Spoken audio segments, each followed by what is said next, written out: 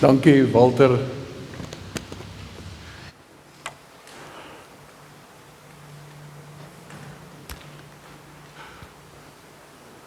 Kom ons julle net aan, ek glo jy sal dit nou reg gedoen hoor. Dankie.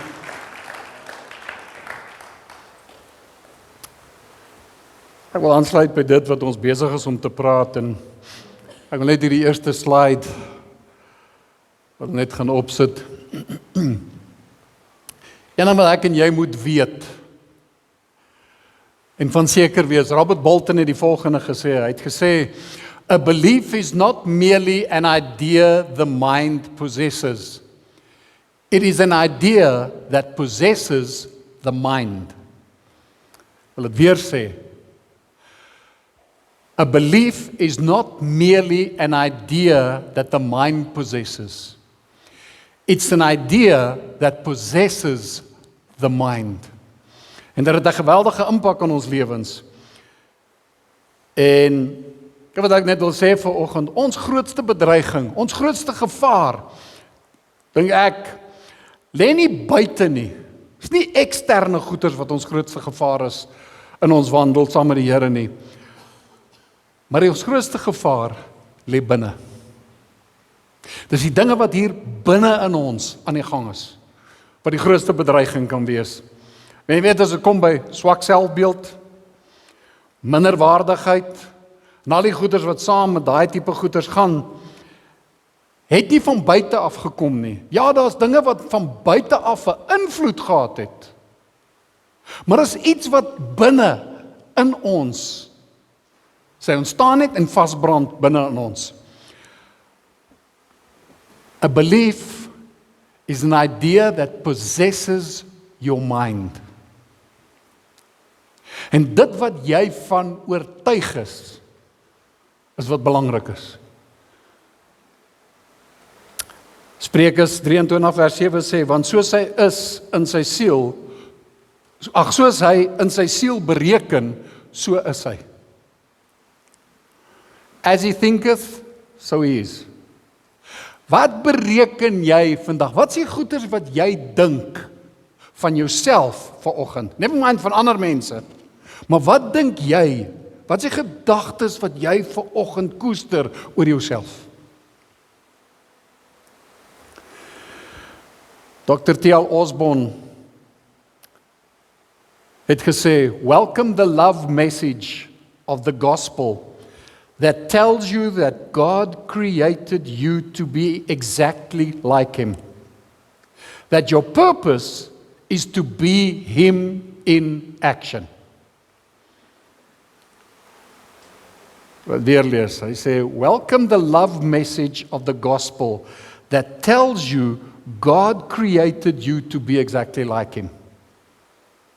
And that your purpose is to be Him in action.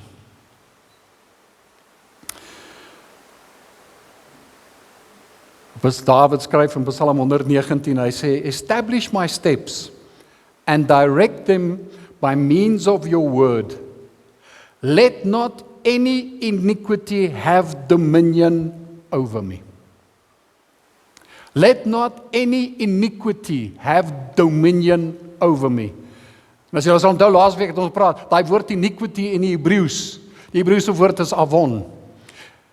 En die oorspronklike Hebreëus moes hierogliewe gewees. Dit was woordprentjies gewees. En die woordprentjies vir avon in Hebreëus, en ek wil nou nie in die detail gaan, maar net herinner, die woordprentjie vir avon is dis 'n oog, 'n vishoek en 'n klompie vissies.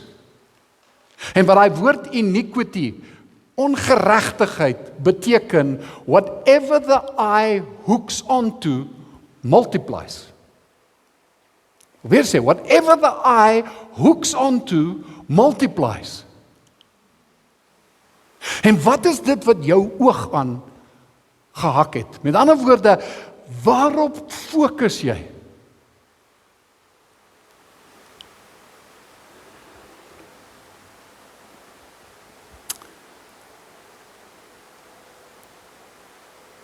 Nou, ek wil jou uitnooi, voordat ek verder gaan praat, wil jy nie hierdie volgende gebed Wel, voordat ek dit, Psalm 143 vers 8 sê, laat my elke môre u liefde ondervind, want in u stel ek my vertroue. Wys my die pad wat ek moet loop, want my hoop is op u gefestig. Wys my die pad wat ek moet loop. En die vraag is baie keer, wanneer die Here vir ons wys, loop ek daai pad? Die dinge wat hy vir my sê, glo ek dit, vat ek dit, maak ek dit my eie vanoggend. En ek wil uitnooi, soos ek gesê het, om hierdie gebed net te bid, net daar waar hy sit vanoggend. Dit wat Dawid gesê het in Psalm 139 vers 23. Hy kom en dan sê hy, deurgrond my, o God, en ken my hart. Toets my en ken my gedagtes. En kyk of daar by my 'n weg is van smart. Kyk by my of ek nie op die verkeerde pad is nie en lei my op die ewige weg. The Amplified Bible sê, hy sê, search me thoroughly, O God, and know my heart. Try me and know my thoughts, and see if there's any wicked or hurtful way in me, and lead me in the way everlasting. Nou ons het gelees het, en net vanoggend net, sluit net jou oë vir 'n oomblik, en sê, Here, kom deurgrond my vanoggend. Here, kom deursoek my, ken my hart. Kom deursoek my hart, toets my en ken my gedagtes. Kyk of daar nie by my 'n weg is van smart, of ek nie op die verkeerde pad is nie. En Here, kom lei my vanoggend op die ewige weg. Nooi hom vanoggend en sê, Here, kom wys vir my.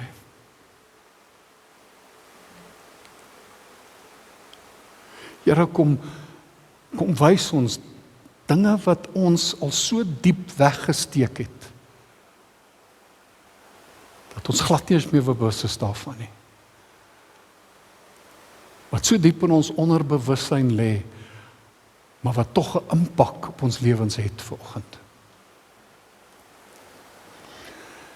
Here, laat U lig op dit skyn. En Here, kom en kom maak ons vry vanoggend.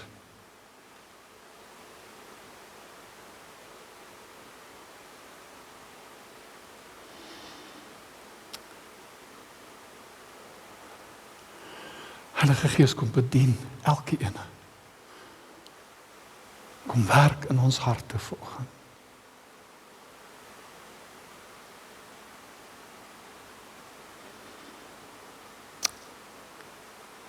Dankie, Here. Amen. Net voordat ek verder gaan, kom hou dit bid. Na al die jare in die bediening, en soveel keer met mense sit wat seer het, wat trauma het, wat moeilike goeders beleef het. Dat party van daai ervarings wat hulle gehad het, dinge wat hulle beleef het, is so diep geberre in hulle binneste. Dat jy met hulle deel, dan vra jy maar, het daar nie so iets gebeur? En sê hulle, ek kan nie onthou nie. Glad nie. En dan wanneer die Here kom en hy skyn, soos sy lig inskyn, dan skielik het ek al so verkeerd beleef, dan sê mense, maar, nie wat ek onthou nou situasie.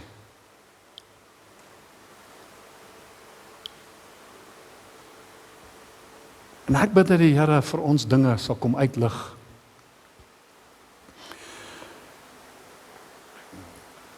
Ek kan nie onthou wat hierdie week was. Ja, ek dink dit was hierdie week.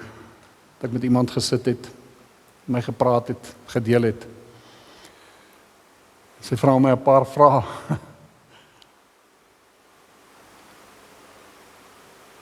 En toe ek met haar sit, onthou ek 'n ding wat met my gebeur het as 'n jong seun.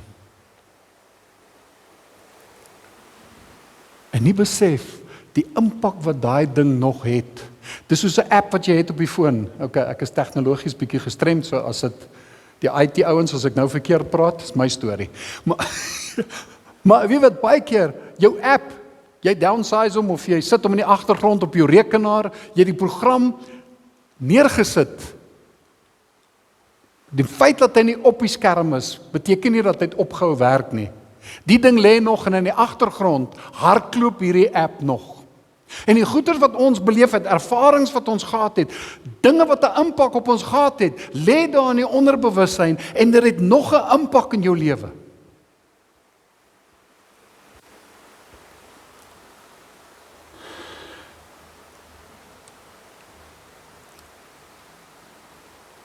Nou, ek wil net vandag, ek gaan nie die hele ding lees nie, gaan lees Johannes 5 vanaf vers 1, die hele verhaal in detail. Maar Jesus en sy disippels op pad na 'n Joodse fees toe, en hulle kom daar by Jerusalem aan, en hulle gaan in, daar by Jerusalem kom hulle aan by die skaapspoort. En by die skaapspoort is daar 'n bad met 5 pilare. Johannes 5 sê, 5 pilaargange, en die bad se naam is Bethesda. Ons ken almal die verhaal van die bad van Bethesda. En as jy gaan kyk daarso wat hy sê van Bethesda, daar het 'n groot menigte. Hy sê daar het 'n klomp mense. Daar was 'n groot menigte, siek, daar het 'n klomp siekes gelê daarso. Blindes sê hy, krepeles en lammes. En wat hulle voorgewag het is dat hulle sê by daai bad het daar 'n engel gekom van tyd tot tyd en die water geroer. En wanneer die engel die water geroer het, die eerste ou wat in die water kom, is genees. Nou, daar's baie kommentare daaroor, wat ouens geskryf het, maar ons lees maar wat die Here sê, wat die woord sê. En hy sê, so die een wat eerste aangegaan het gesond geword, van watter siekte hy ook al gely het, sê die woord. En hy kom daarso, en daar lê 'n sekere man, wat al vir 38 jaar siek is, wat lam lê. En toe Jesus by hom aankom, weet Jesus alreeds, hierdie man is van sy siekte. En kyk wat gebeur, interessante ding. Jesus kom en hy vra vir hom, wil jy gesond word? Nou wat dink jy gaan die logiese antwoord wees as Jesus dit vir jou vra? Ja, asseblief. Maar wat is hierdie ou?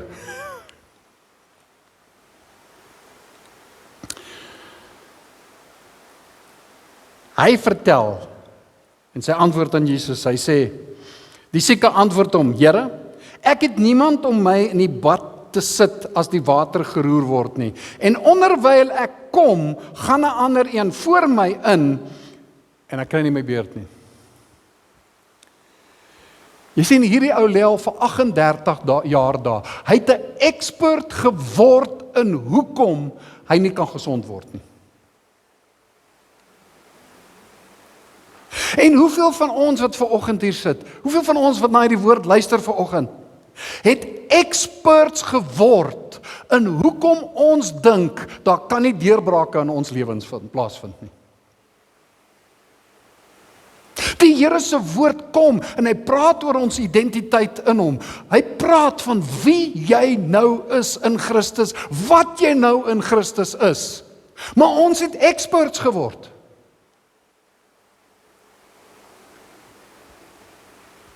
En ons het baie redenasies. Ons het baie goed wat ons kan sê en vertel. Ja, maar jy moet verstaan. Jy moet weet, dis hoekom ek nie in daai goeters in beweeg nie. En dank die Here vir genade. Dankie vir sy langmoedigheid met ons.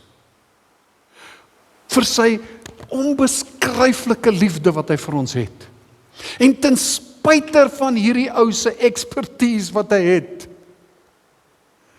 sê Jesus vir hom, staan op en loop. Neem jou bed op. Hy sê, staan op, neem jou bed op en loop. En iets gebeur.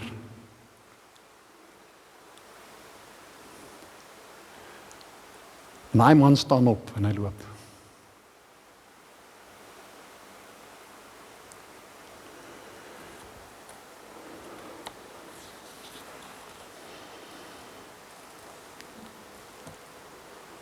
Ek het dit laas week genoem en ek wil net bietjie vinnig daarby stop vanoggend weer 'n keer.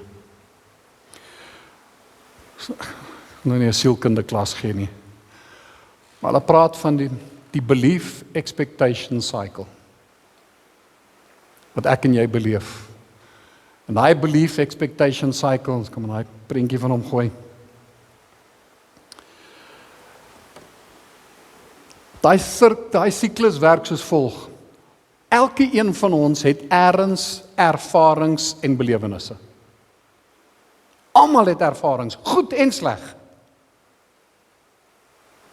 En as gevolg van die ervaring wat ons het, die belewenis wat ons het, beïnvloed daai belewenis ons oortuigings. Die Engels praat van your experiences influence your beliefs. En daai beliefs, die oortuigings wat jy het, die gedagtes wat jy koester en wat so maal in jou gedagtes, in jou kop, daai gedagtes, daai beliefs, daai oortuiging wat jy het, skep sekere verwagtinge by jou. So ek het daai oortuiging, ek het 'n ervaring gehad, nou het ek die oortuiging en nou het ek 'n verwagting. En daai verwagtinge hou sekere emosies en behels sekere emosies ook. En daai verwagtinge lei weer tot sekere gedrag en ek tree op as gevolg van die verwagting wat ek het.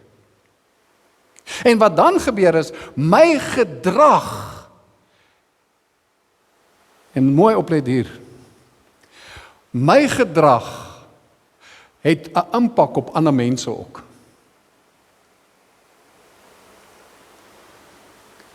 En daai impak op ander mense maak dat hulle reageer op 'n sekere manier teenoor my en dit bring weer ook ervarings.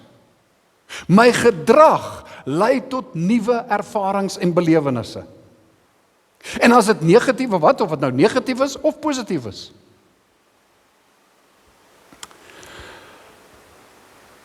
Nou ek wil nie staan dadelik by die positiefes nie, maar negatiewe goed. Daai ou wat lê daar by die bad van Bethesda. Wat is die ervarings wat daai ou elke dag gehad het? Wat is die oortuiging wat in sy binneste gelê het? En die invloed wat dit gehad het op sy verwagtinge. Want jy sien, Jesus kom, hierdie ou se verwagting, hy weet, hy sien nie gebeur wonderwerke. Ek weet nie hoeveel keer 'n dag het die engel daai water geroer nie. Maar elke keer wat die water geroer het, hy sien mense word genees. Maar as gevolg van sy ervarings is daar 'n oortuiging in sy binneste, dit gaan nie met my gebeur nie. So sy verwagting is, daar gaan nie deurbraak kom nie. En dit beïnvloed sy gedrag. En jy sien die vraag vanoggend is, wat's die verwagtinge wat ek en jy koester? As gevolg van belewennisse en ervarings wat ek en jy deurgegaan het.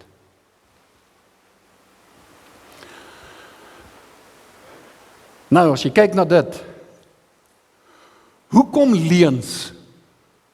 Hoe is dit dat leuns soveel krag kry en mag kry in ons lewens? En wat die vyand doen is, want jy sien, in ons ervarings, ons beleef, daar's voortdurend, sê dit so, hoe kry leuns 'n vaster plek, en hoe is dit dat leuns so 'n sterk vashou kry in my en jou lewe? Daai selfde ding.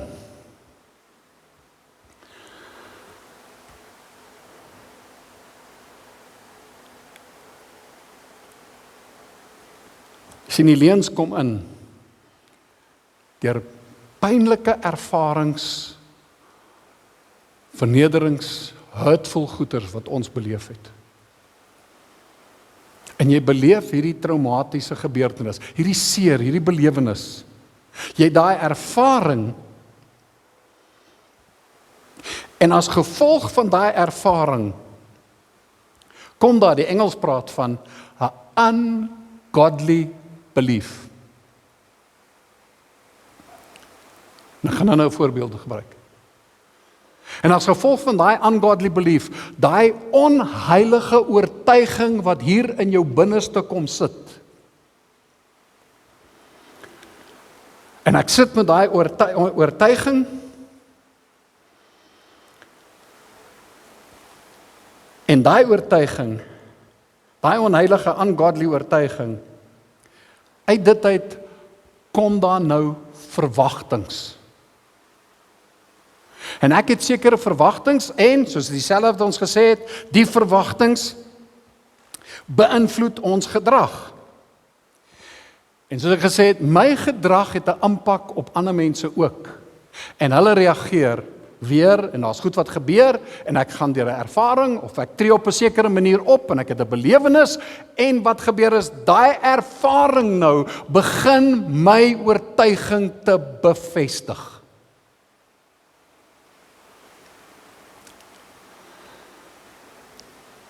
Jy het ergens beleef.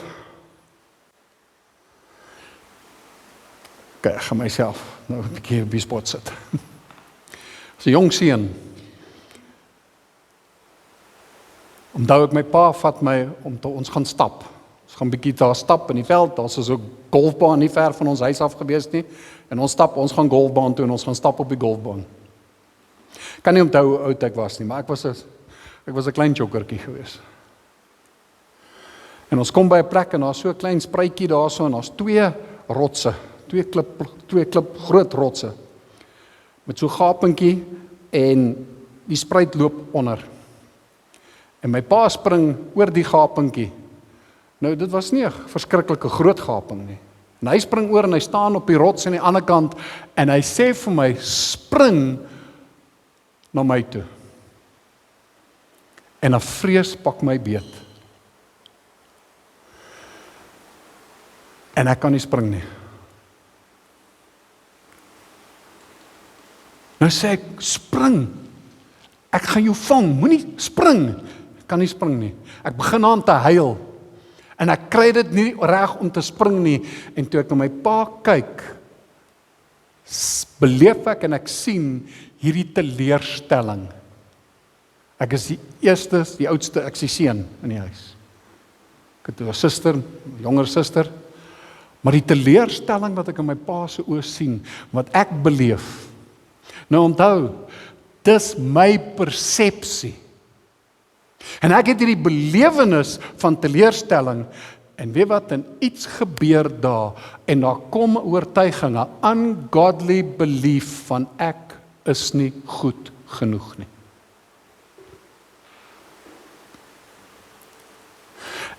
En daai ding sit.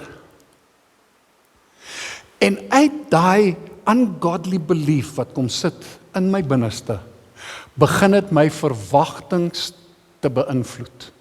So enige iets wat ek aanpak, is daar twyfel in my binneste, daai onsekerheid, die emosies wat ek beleef as ek iets moet doen, iets niets moet doen, daai angs en die vrees wat ek het, daai goed beïnvloed nou my gedrag. En nou doen ek en ek tree op, en wanneer ek tot aksie oorgaan, dan werk dit nie uit nie.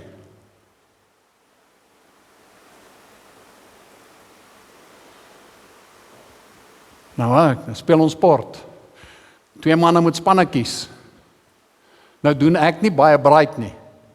So wat gebeur? Hulle kies spanne. Wie is die laaste ou wat gekies word? Ek.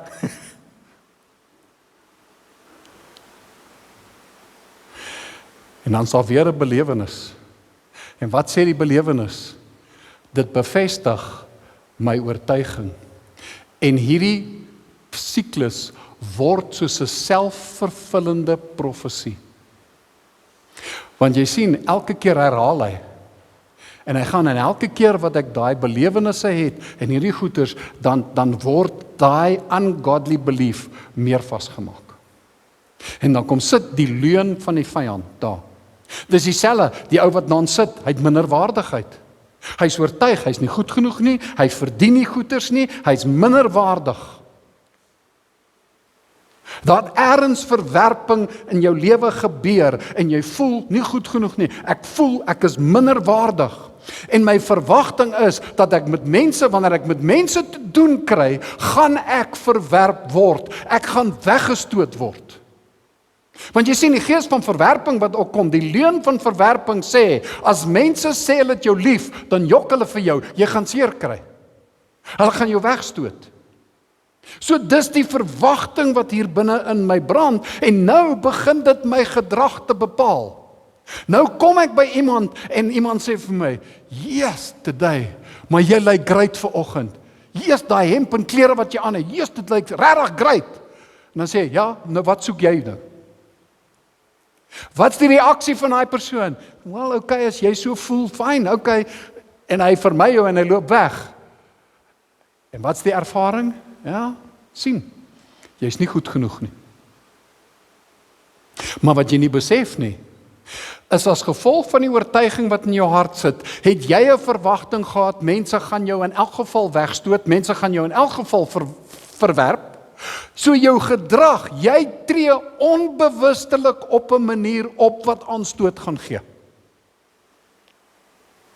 En dit word hierdie selfvervullende profesie. Want hoekom? Jou verwagting, jy glo, die probleem is, jy glo, jy is nie goed genoeg nie.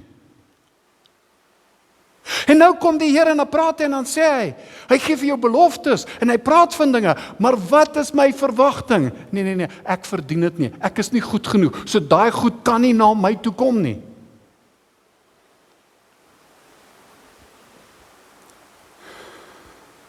En wat ek besef iets, ek het julle laas week vertel van my wiskunde probleem wat ek gehad het.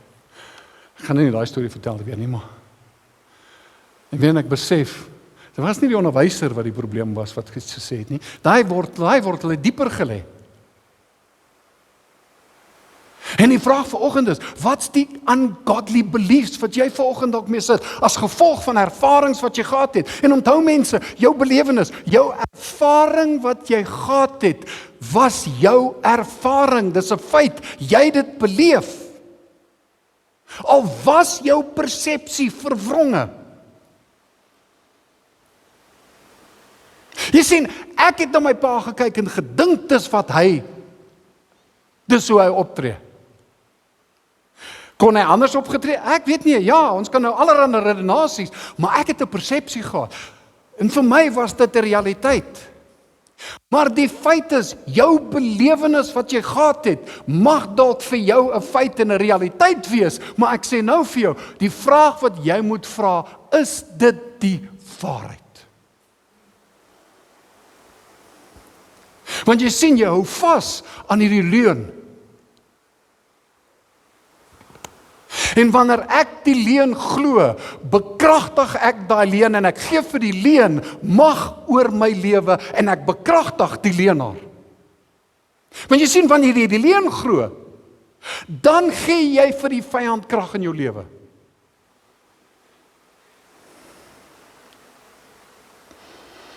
En dis hoekom Jeremia 17 vers 9 sê, bedrieglik is die hart bo alle dinge. Ja, verdorwe is dit. Wie kan dit ken? Want jou hart mislei jou, want jy sien, ons gaan baie keer op die gevoel, maar ek gaan nie op die feite nie. Ek kyk nie wat die werklikheid is. Wat is die waarheid nie? Ag, en ek wil nie te diep in gaan, die volgende, want die Here kom dan praat en dan sê hy sê, want my gedagtes is nie julle gedagtes nie, en julle wee is nie my wee nie.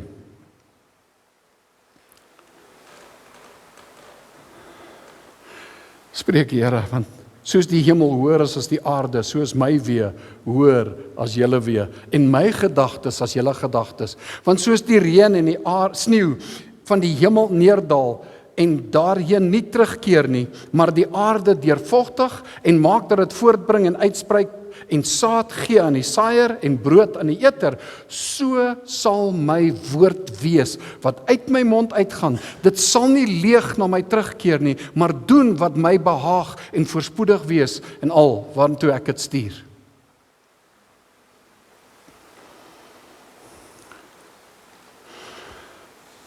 As jy daai negatiewe siklus in jou lewe het, jy gaan eers moet ingryp in daai siklus om die siklus in jou lewe te breek.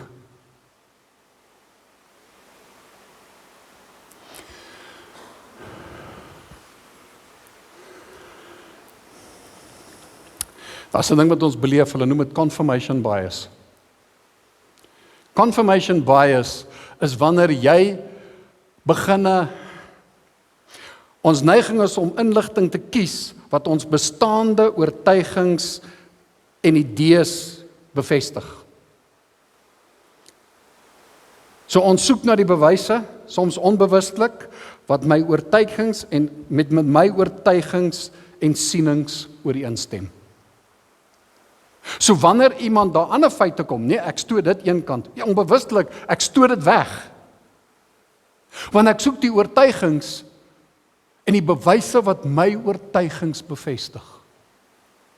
En kan julle verstaan, die krag wat daai leen nou in jou lewe het, wanneer die Here vir jou dinge sê, dan begin jy dit een kant toe te stoot, en jy het redenasies en allerhande goeters wat jy in daar stel, wat teen die skrif en teen die woord van die Here gaan.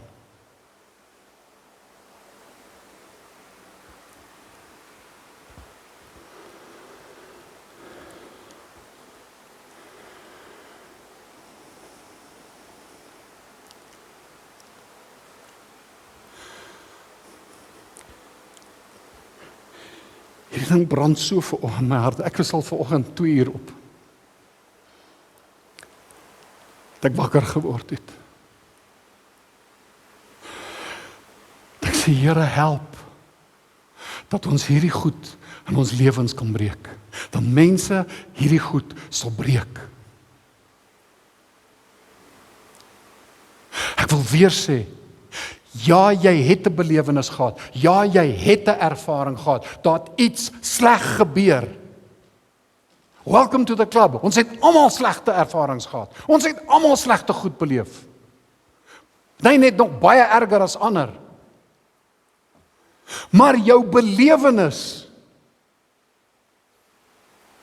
is nie die waarheid nie.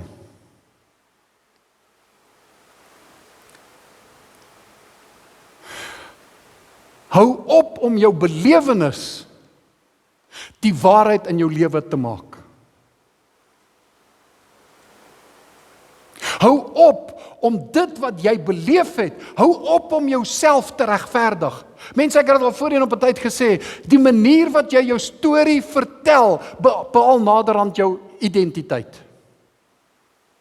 Want hoe jy jou storie vertel, die slegte goed wat jy deurgegaan het, wat jy beleef het, die emosies, ons vertel daai goed in detail, en ons vertel daai storie oor en oor en oor, en weet wat, jy oortuig jouself naderhand dat jy is 'n slagoffer. En daai slagoffermentaliteit bepaal naderhand jou identiteit. Want jy leef vanuit 'n slagoffers, 'n victim mentality.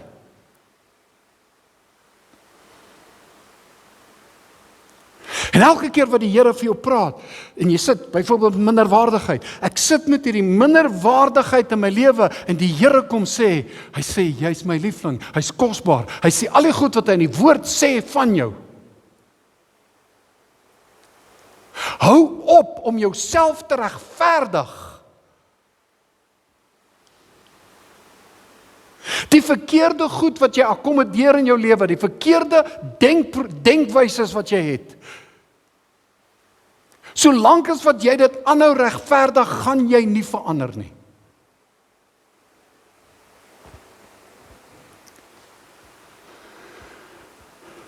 Stop justifying yourself. Wat bedoel ek daarmee? Stel as jy op die badpunt is, die Here wil vir jou deurbraak gee, die Here wil vir jou pad gee, die Here spreek lewe oor jou, en jy is elke keer, ja, maar jy moet verstaan, en jy regverdig jou stand.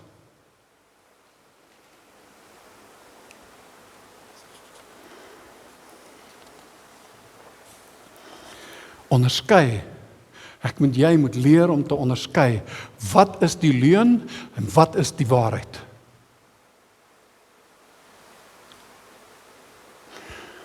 Nie tyd om in die detail te gaan nie, maar ek wil net een ding vra. Glo jy Jesus het gesterf? Glo jy dit? Steek jy hand op as jy glo. OK, as jy nie jou hand opgesteek nie, ons gaan nou vir jou bid. Glo jy het opgestaan uit die dood uit? Glo jy dit? Ja, ons glo dit, ons is eens.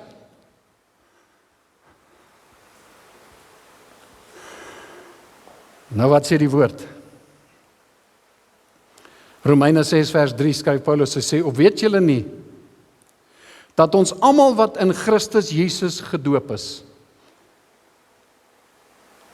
in sy dood gedoop is nie. Ons is dus saam met hom, saam met Christus, deur die doop in die dood. Sodat net soos Christus uit die dode opgewek is deur die heerlikheid van die Vader, ons ook so in 'n nuwe lewe kan wandel. Hoor mooi wat hy sê. Efesiërs 2 vers 4 sê, maar God wat ryk is in barmhartigheid, het deur sy grote liefde, waarmee hy ons liefgehad het, ook toe ons dood was deur die misdade, lewend gemaak saam met Christus. Uit genade is julle gered, en ons saam opgewek en saam laat sit in die hemele in Christus Jesus. Met ander woorde, die dag toe ek gedoop is, en as ek praat van gedoop, dan praat ek van die doop van die gelowige. Ek praat nie van babas doop nie. Ek praat van die doop van die gelowige. Die doop kom na dat jou wedergeboorte.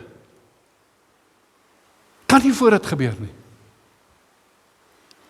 Maar ons nie nou oor die doop, maar in 'n geval.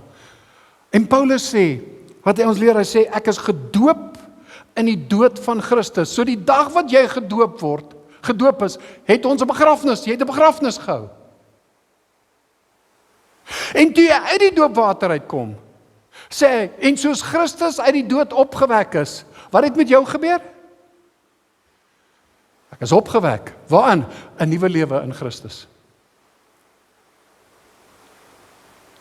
So wanneer Paulus skryf, nou net die teks, maar gaan hom sommer nou noem. Wanneer Paulus sê, jy's 'n nuwe skepping in Christus, die ou ding het verbygegaan. Wat beteken dit? Wat sê hy? Die ou mens is waar? Hy's dood.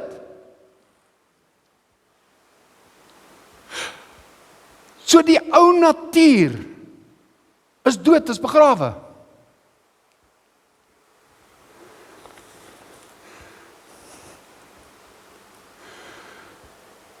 Dis twee. Christus is dood, hy is opgewek. So wat hy impliseer, wat hy sê daar, het dieselfde met my en jou gebeur.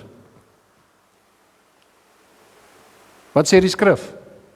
Is ek ook dood? Het hy my ook opgewek en lewend gemaak? Ja.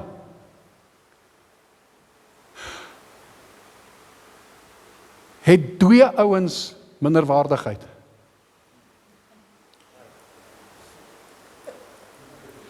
Het die dooie oues swak selfbeeld?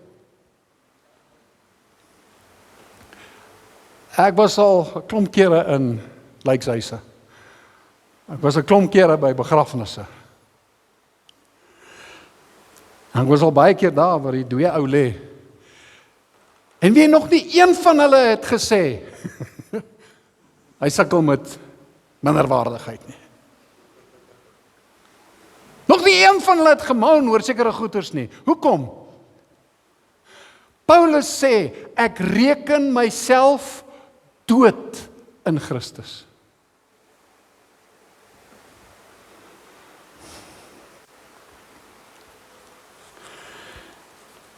Maar die Here wil my en jou wil sê, is jou denke moenie net vernuwe word nie. Ek dink die vertaling in die Afrikaans wat hy praat in Romeine 12 vers 2, wanneer hy sê, jou denke moet vernuwe word.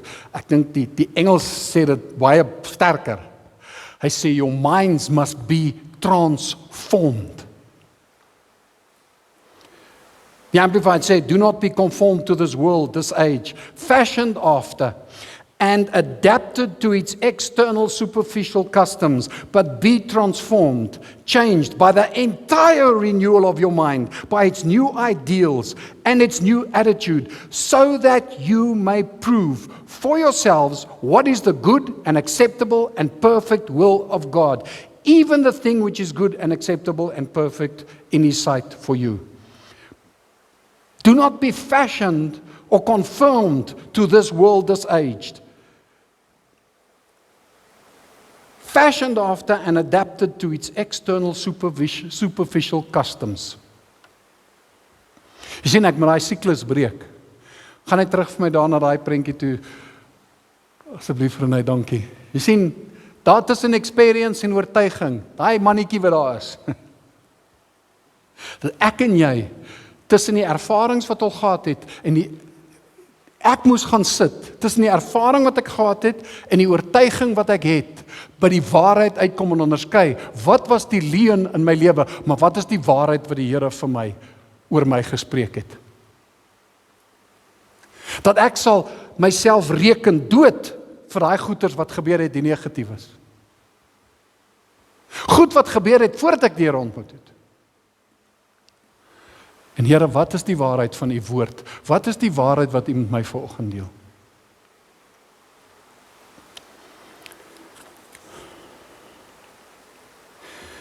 Ek is nou amper klaar. Romeine 5 vers 17. Skryf Paulus en hy sê, deur die oortreding van die een mens het die dood begin heerskappy voer. Deur die een mens het die dood begin heerskappy voer, deur die een mens. Maar deur die een, Jesus Christus, is veel meer bereik. Die wat die oorvloed van genade en die vryspraak as gawe ontvang het, sal lewe en heerskappy voer. Jou vertaling sê, want as ten gevolge van die misdaad van die een die dood geheers het, deur die een veel meer sal hulle wat die oorvloed van die genade en van die gawe van die geregtigheid ontvang, in die lewe heers, deur die een Christus Jesus. Jy sien, elkeen van ons wat hier sit, is vanoggend, jy het die genade van die Here ontvang. Jy het lewe gekry vanoggend. Hy het jou opgewek saam met Christus. Dieselfde Gees wat Jesus uit die dode opgewek het, woon waar? In my. En hy sê, omdat hy in my woon, deur dit wat Christus vir my gedoen het, sal ek en jy in hierdie lewe heers. En as hy praat van hy heerskappy daar, dit beteken nie ek gaan oor ander ouens heers nie. Want ek glo vanoggend dat hy sê, hy wil hê jy moet heers.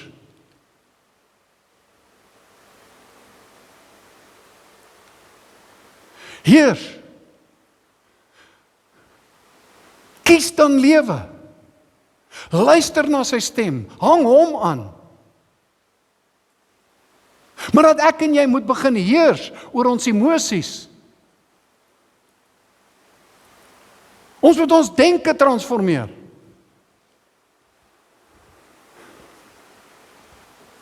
Hoe gaan ek dit regkry?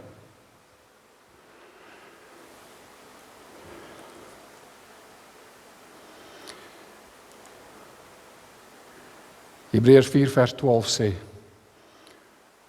for the word that God speaks is alive and full of power, making it active, operative, energizing, and effective. It is sharper than any two-edged sword, penetrating to the dividing of the breath of life, soul, and the immortal spirit, and of joints and marrow, of the deepest parts of our nature, exposing and sifting and analyzing and judging the very thoughts and purposes of the heart. Die Amplified gelees, want hy brei meer uit. Hy sê, want jy sien, die woord van God is kragtig, is lewendig. It's energizing.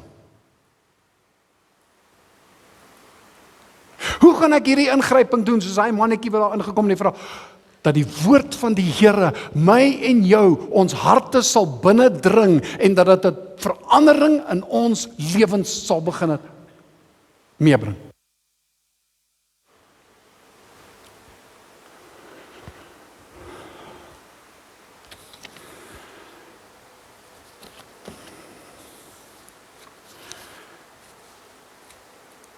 2 Timoteus 3 vers 16 sê hy sê die hele skrif is deur God geïnspireer en het groot waarde om in die waarheid te onderrig, dwaling te bestry, verkeerdhede reg te stel en 'n regte lewenswyse te kweek, sodat die man wat in diens van God staan en die vrou wat in diens van God staan, volkome voorberei en toegerus sal wees vir elke goeie werk.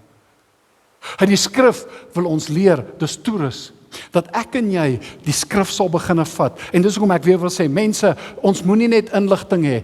Is ek en jy besig om regtig tyd met die skrif te spandeer, tyd met die Here te spandeer?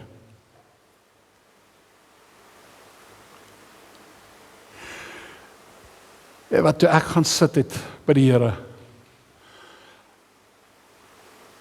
en ek weer kyk, en jy bepeins net goed wat die Here sê, en ek sê, Here, want onthou, by die Here, tyd is nie 'n issue nie. En ek beleef net, hier in my verbeelding, hoe die Here my terugvat, as 'n klein seentjie, en ek staan bo op daai rots.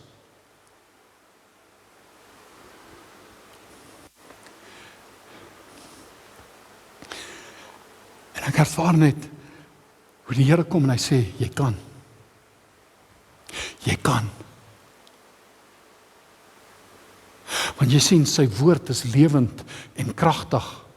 Wanneer hy praat van dit bring skeiding tussen murg en been, dit is between joints en marrow. Wat hy eintlik sê is, weet wat, God se woord is soos 'n tweesnydende swaard, dit het die vermoë om diep te penetreer en 'n transformasie te bring. En ek beleef net, iets sê vir my. Nou probeer ek nou sien in hierdie verbeelding en hierdie prentjie wat ek weer beleef, maar dit voel vir my, dis werklik.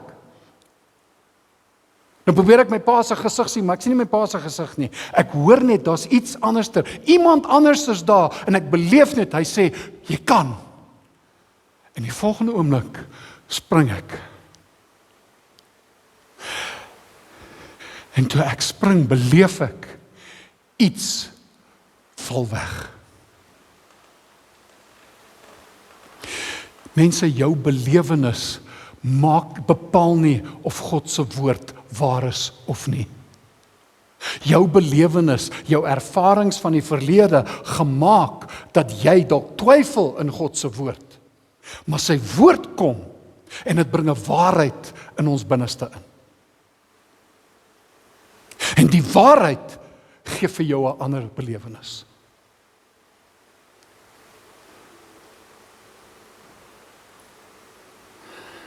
En iets val. En ek wil vanoggend vra, en ons sal nou verder uitbrei op dit volgende week, maar weet wat jy moet doen? Wat doen ek prakties? Lees, gaan kyk wat die woord sê. Ek het op die PowerPoint slides 'n klomp, die heel laaste slide. Ek gaan nie die ander skrifversies lees nie. Die heel laaste slide, is klomp skrifgedeeltes. Jy kan self gaan soek, gaan kyk in 'n konkordans.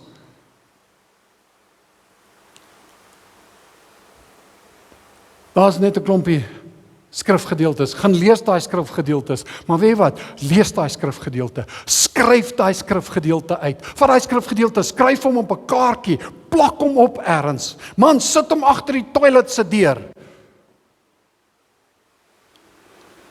Sit hom op jou kar se sonskei, jou sunvisor.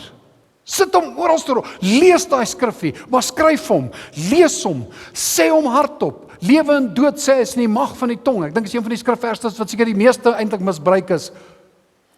Maar dit vat nie die waarheid weg. Lewe en dood is in die mag van die tong. Sê die ding hardop. Bepeins daai skrifvers.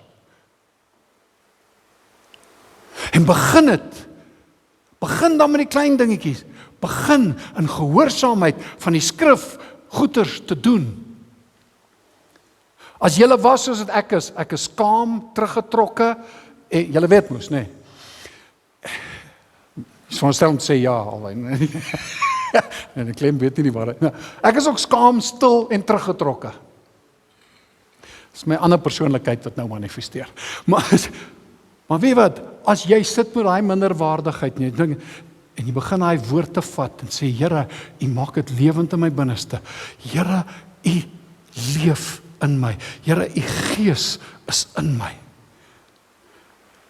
Dat wanneer jy weer by 'n plek kom, plaas van een kant te staan en te wag dat iemand na jou toe stap, begin in geloof die tree te neem en dan stap jy na iemand toe en dan gaan jy en jy kom by iemand anderster en sê, môre, ek is Laurens. Wie is jy? Ek is Here, jy lyk na 'n huis ou. Jy begin en weet wat? Die oortuiging skep 'n verwagting, die Here se woord skep 'n verwagting in jou binneste. Dis soos die vrou wat gelei het aan bloedvloeiing. Daar was 'n verwagting in haar binneste, as ek net aan die soop van sy kleed kan vat. Want jy sien, sy woord en die goeie gaan 'n verwagting in jou binneste. Here, jy kom met 'n verwagting en jy kom by 'n plek aan. Jy's vreemd. Maar Here, U is in my binneste. Ek is tot alles in staat. Here, U het 'n liefde in my hart uitgestort, wat ek op ander, ek wil 'n kanaal word van U liefde, en ek stap met 'n vrymoedigheid, en ek gaan groet vir Etienne. Dit het my, die verwagting, het my gedrag begin verander, en die gedragsverandering skep 'n ander ervaring. En nadat ek Etienne gegroet het, en nou Etienne, hy is 'n nice ou, en hy begin net met my te chat, en dan ek, yes, dis 'n ander ervaring.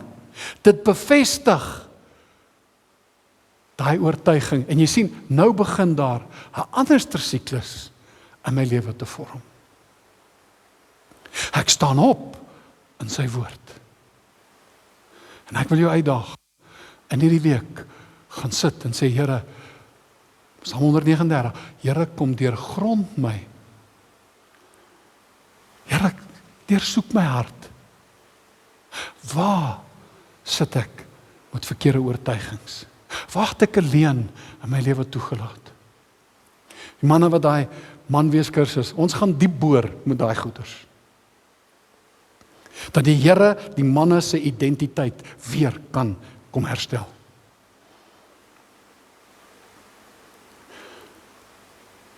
Paas, bring jou seun saam.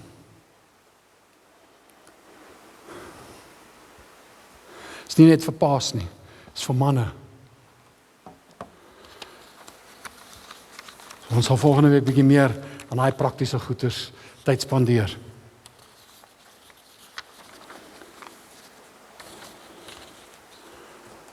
Genoeg gepraat. En dan wil jy sit, Vader, so dankie dat U ons vanoggend liefhet.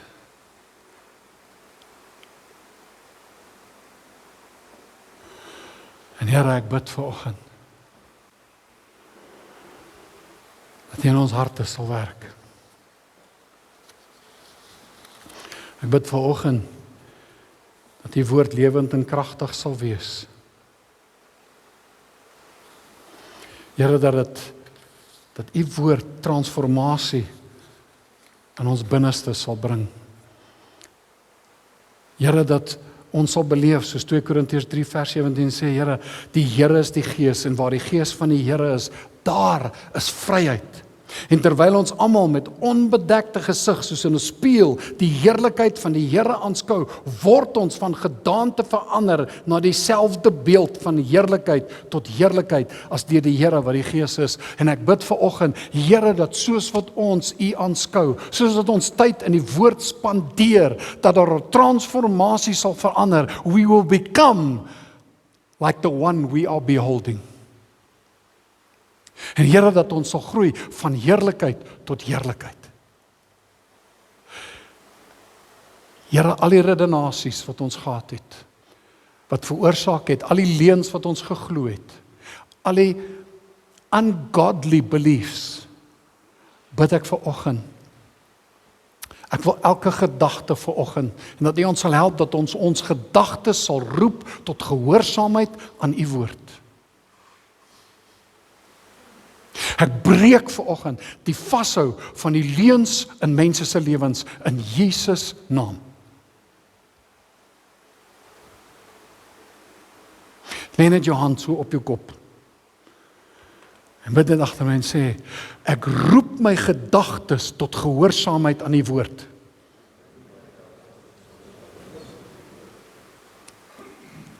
Ek breek die vashou van die leuns in my lewe. En dat die waarheid van u woord lewe sal bring. Ek kies vir oggend lewe. Ek kies om na u stem te luister. Ek kies om u aan te hang. In Jesus naam. Amen. En amen. En ek bid dat die Here daai transformasie in jou binneste sal bring. Great.